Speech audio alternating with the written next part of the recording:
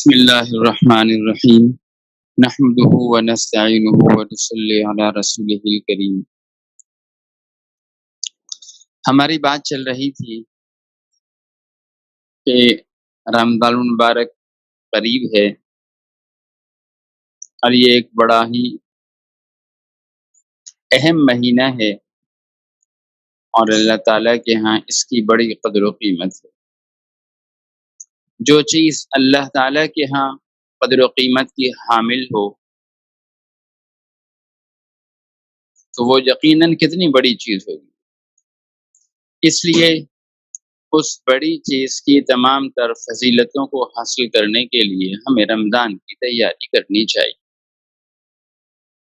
ایسا نہ ہو کہ یہ رمضان آ جائے اور ہمیں اس کے فضائل کا استحضار نہ ہو، معلوم نہ ہو، اور ہم سے یہ رمضان ایسے چلا جائے کہ جس طرح رمضان کی ہمیں وصولی کرنی چاہیے تھی اور جس قدر اللہ کی اس رحمت سے فائدہ اٹھانا چاہیے تھا، کہیں ہم اس سے محروم نہ ہو جائیں۔ تو بہرحال رمضان کی تیاری کی بات ہو رہی تھی۔ یہ مبارک مہینہ اللہ تعالیٰ کے ہاں کس قدر و قیمت کا حامل ہے، اس کا اندازہ اسی بات سے لگایا جا سکتا ہے کہ اللہ تعالیٰ شان و منوالہ نے اپنے بندوں کے لیے اس رمضان کے مہینے میں خود اہتمام فرمایا ہے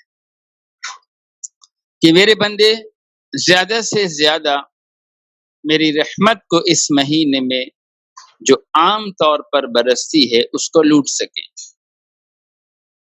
تو چند باتیں اللہ تعالیٰ کی جانب سے جو اہتمام تھا اس کے بارے میں کل عرض کی تھی،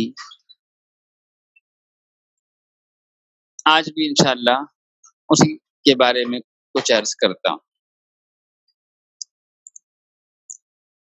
ایک، اللہ تعالیٰ یہ اہتمام فرماتے ہیں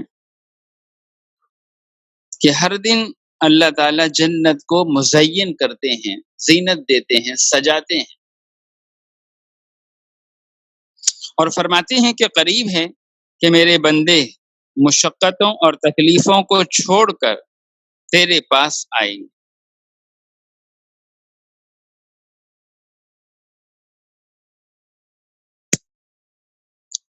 اور ایک روایت میں آتا ہے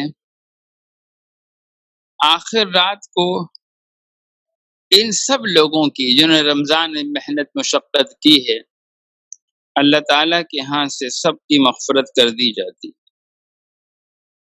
صحابہ نے پوچھا یا رسول اللہ کہ وہ رات جس رات میں آخر میں مغفرت ہوتی ہے وہ کیا شب قدر ہے؟ تو آپ صلی اللہ علیہ وسلم نے فرمایا کہ عمل کرنے والے کو عمل پورا کرنے پر اجرت دی جاتی ہے۔ یعنی جب رمضان پورا ہوتا ہے تو پھر اللہ تعالیٰ کے ہاں سے یہ معاملہ ہوتا ہے۔ ایک حدیث میں آتا ہے جنت کو ایک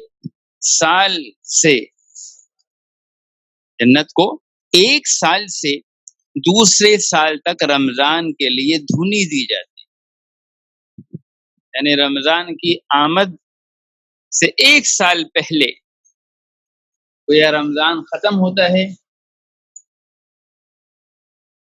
تو اگلے رمضان کی تیاری شروع ہو جاتی کہ اگلے رمضان تک پورا سال جنت کو دھنی دی جاتی ہے۔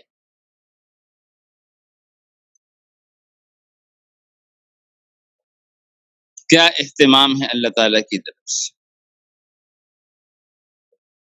اور جب رمضان کی پہلی رات ہوتی ہے تو عرش کے نیچے سے ہوا چلتی ہے جس کو مسیرہ کہا جاتا ہے،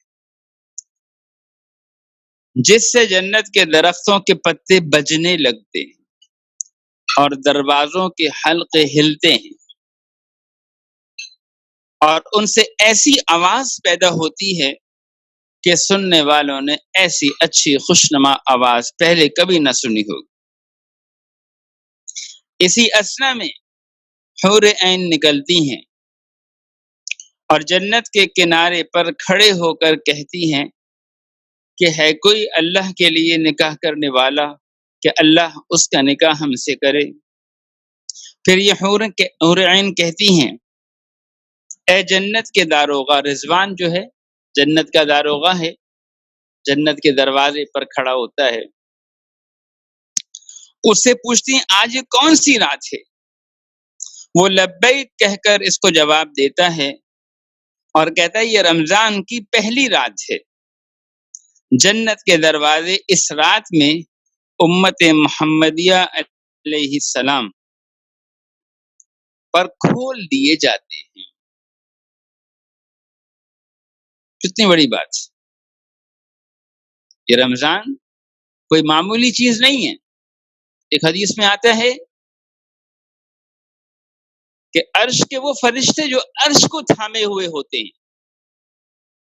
اللہ تعالیٰ ان فرشتوں سے کہتے ہیں کہ اب اس خدمت کو چھوڑو اور امت محمدیہ کے جو روزے دار ہیں ان کی دعاؤں پر آمین کہو۔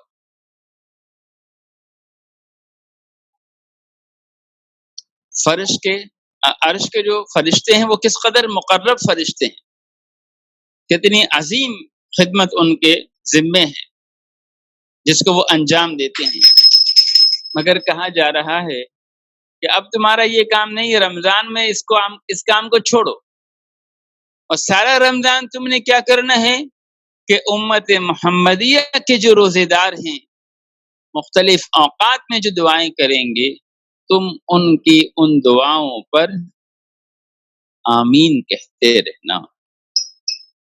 کتنا بڑا اللہ تعالیٰ کی جانب سے اہتمام۔ کوئی مہینہ ایسا نہیں ہے کہ جس مہینے کے 3 اشروں پر الگ الگ نام چسپاں ہوں، کوئی مہینہ ایسا نہیں کہ ایک مہینہ یہ رمضان کا پہلا عشرہ اس کو کہا جاتا ہے رحمت کا عشرہ۔ اللہ کی رحمت تو ویسے بھی عام ہوتی ہے، مگر جب نام حضور صلی اللہ علیہ وسلم نام لے رہے ہیں کہ اس کا پہلا عشرہ رحمت کا عشرہ ہے، اس کا مطلب یہ ہے کہ اللہ کی خصوصی رحمت اپنے بندوں کی طرف متوجہ ہوتی ہے، کوئی خاص رحمت ہے اس عشرے کے اندر۔ پھر فرمایا کہ اس کا درمیانی عشرہ، درمیانی 10 دن 11 سے لے کر 20 تاریخ تک، یہ درمیانی 10 دن جو ہیں یہ درمیانی 10 دن مغفرت کے ہیں۔ مغفرت تو ہو ہی رہی ہے، اعلان مغفرت ہے، مگر اس رمضان کے عشرے میں کوئی اللہ تعالی کی جانب سے خاص مغفرت کا انتظام ہے۔ اسی لیے ایک روایت میں آتا ہے بعود من ادرک رمضان فلم یغفر له، کہ ہلاک ہو برباد ہو وہ آدمی کہ جو رمضان کو پائے اور اس کی مغفرت نہ ہو۔ جب رمضان کا ایک عشرہ ہی خاص ہے اللہ کے ہاں سے مغفرت کے لیے، رحمت مغفرت کے ساتھ جمع ہو گئی، یعنی کہ رحمت کا عشرہ ختم ہوتا ہے رحمت ختم، رحمت کے ساتھ مغفرت۔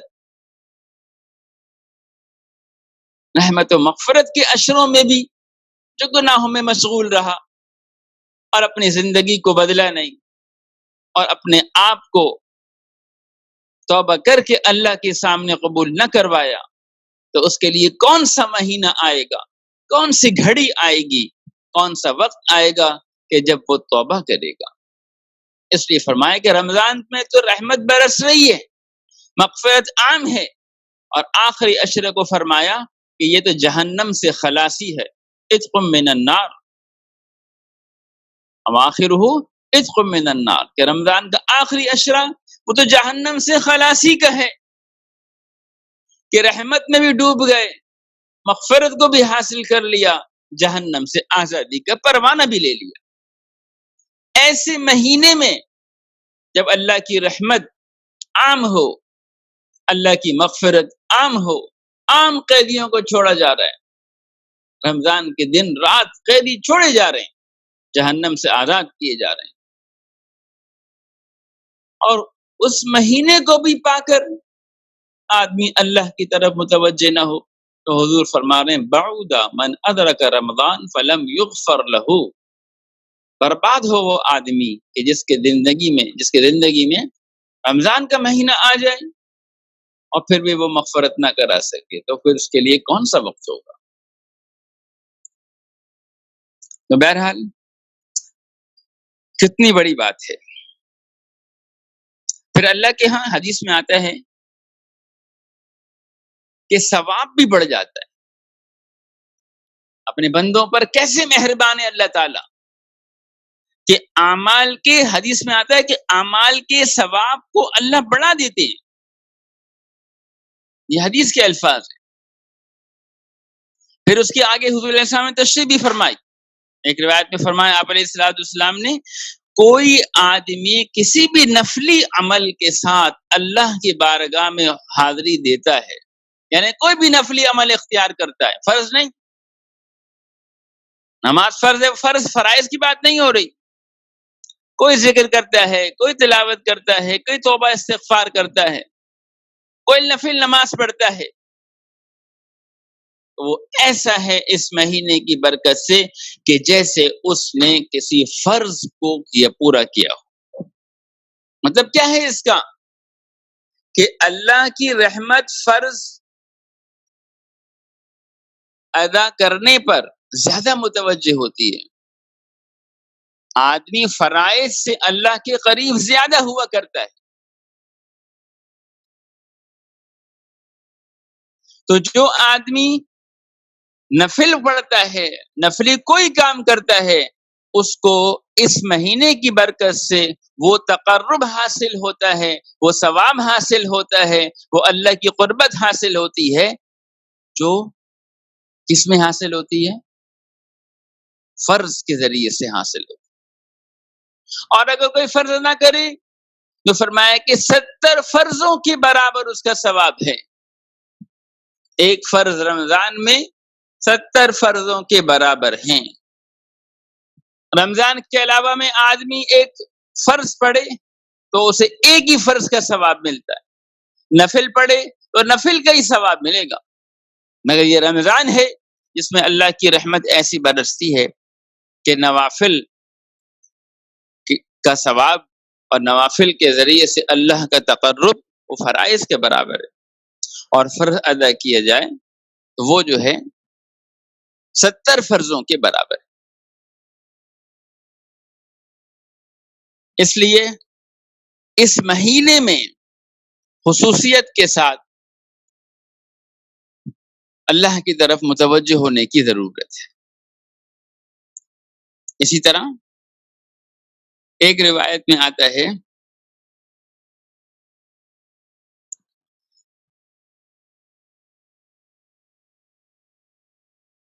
حضور علیہ السلام سے صدقے کے بارے میں پوچھا گیا کہ کون سا صدقہ افضل ہے، ایو صدقۃ افضل، تو آپ علیہ السلام نے فرمایا صدقۃ فی رمضان، رمضان میں صدقہ کرنا۔ ایک جگہ ایک حدیث میں آتا ہے کہ جو آدمی رمضان میں عمرہ کرے وہ ایسا ہے کہ جیسے اس نے فرض حج کیا ہو، اور ایک روایت میں آتا ہے آپ علیہ السلام نے فرمایا کہ ایسا ہے رمضان میں عمرہ کرنے والا جیسے اس نے میرے ساتھ حج کیا۔ تو یہ اللہ کا اہتمام ہے۔ اور بھی چند باتیں ہیں اور انشاءاللہ پھر دوسرے موضوع کے تحت آئیں گی، تو آج ہم اسی پر اکتفا کرتے ہیں۔ 2 نشستوں میں، اس سے پہلے کی نشست اور آج کی نشست، اس میں یہی کہ اللہ تعالیٰ کے ہاں سے رمضان کی کیا تیاری ہے اور رمضان کا اپنے بندوں کے لیے کیا اہتمام ہے۔ یعنی اللہ تعالیٰ جو بندے رمضان میں روزے رکھیں گے ان کے لیے کیا اہتمام کر رہے ہیں۔ جیسے ہمارے پاس کوئی خاص مہمان آ جائے تو ہم اس کا خصوصی اکرام اور خصوصی اس کی خاطر مدارت کیا کرتے ہیں، ایسے ہی اللہ کے ہاں یہ اللہ کے بندے جو روزے دار ہیں اور رمضان میں عبادتوں کے ساتھ رمضان کا استقبال کرنے والے ہیں، پہلے سے اللہ کے ہاں ان کا یہ استقبال ہے۔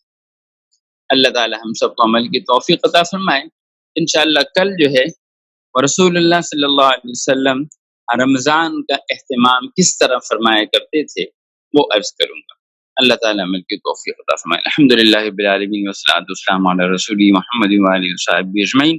اللهم صل على محمد عبدك ورسولك وصل على المؤمنين والمؤمنات المسلمين والمسلمات الأحياء منهم والأموات ربنا ظلمنا أنفسنا وإن لم تغفر لنا وترحمنا لنكونن من الخاسرين اللهم إنا نسألك العفو والعافية والمعافاة الدائمة في الدنيا والآخرة اللهم ارفع عنا البلاء والوباء اللهم ارفع عنا البلاء والوباء اللهم ارفع عنا البلاء والوباء اللهم إنا نسألك من خير ما سألك من نبيك محمد صلى الله عليه وسلم ونعوذ بك من شر ما استعاذك من نبيك محمد صلى الله عليه وسلم وصلى الله تعالى على خير خلقه محمد وآله وصحبه أجمعين برحمته